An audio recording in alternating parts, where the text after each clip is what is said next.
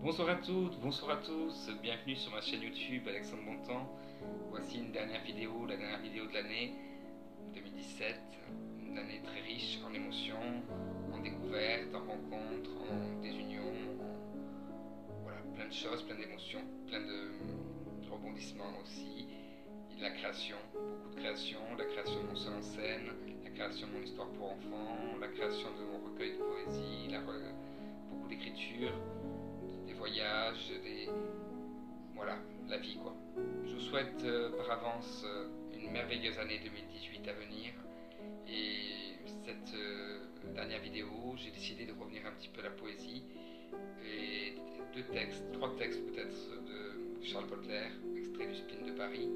Le premier c'est Enivrez-vous. Il faut être toujours ivre. Tout est là. C'est l'unique question. Pour ne pas sentir l'horrible fardeau du temps qui brise vos épaules et vous penche vers la terre, il faut vous enivrer sans trêve. Mais de quoi? De vin, de poésie, de vertu? À votre guise, mais enivrez-vous. Et si quelquefois sur les marches d'un palais, sur l'herbe verte d'un fossé, dans la solitude morne de votre chambre, vous vous réveillez l'ivresse déjà diminuée ou disparue, demandez au vent, à l'étoile, à l'oiseau, à l'horloge, à tout ce qui fuit, à tout ce qui gémit, à tout ce qui roule, à tout ce qui chante, à tout ce qui parle, demandez quelle heure il est. Et le vent, la vague, l'étoile, l'oiseau, l'horloge vous répondront, il est l'heure de s'enivrer. Pour n'être pas les esclaves martyrisés du temps, enivrez-vous. Enivrez-vous sans cesse. De vin, de poésie, de vertu, à votre guise.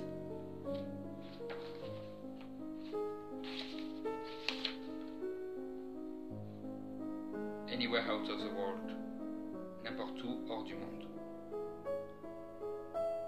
Cette vie est un hôpital où chaque malade est possédé du désir de changer de lit. Celui qui voudrait souffrir en face du poêle, et celui-là croit qu'il guérirait à côté de la fenêtre. Il me semble que je serai toujours bien là, où je ne suis pas, et cette question de déménagement en est une que je discute sans cesse avec mon âme. Dis-moi, mon âme, pauvre âme refroidie, que penserais-tu d'habiter Lisbonne?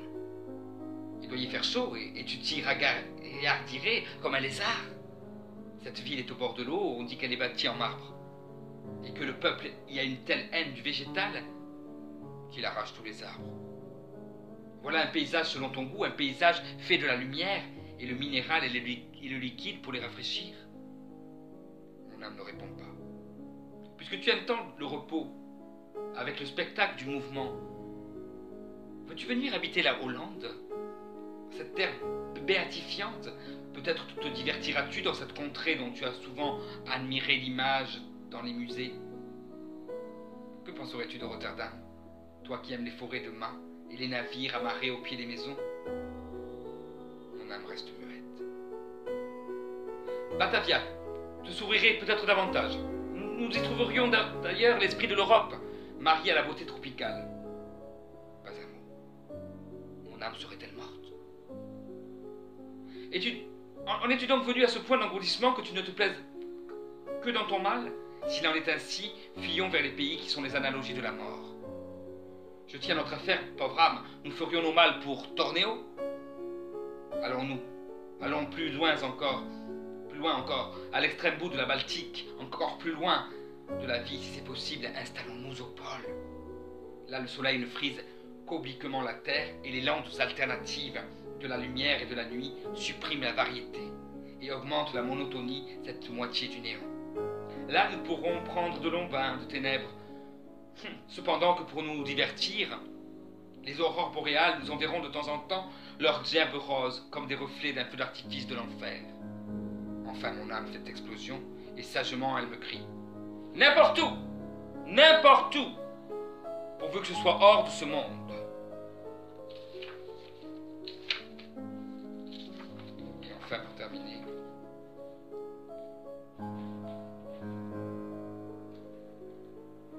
si je retrouve, c'est ça le drame des fois, on ne retrouve pas les textes. Alors choisis un au hasard. L'invitation au voyage. Il est un pays superbe, un pays de cocagne, dit-on, que je rêve de visiter avec une vieille amie.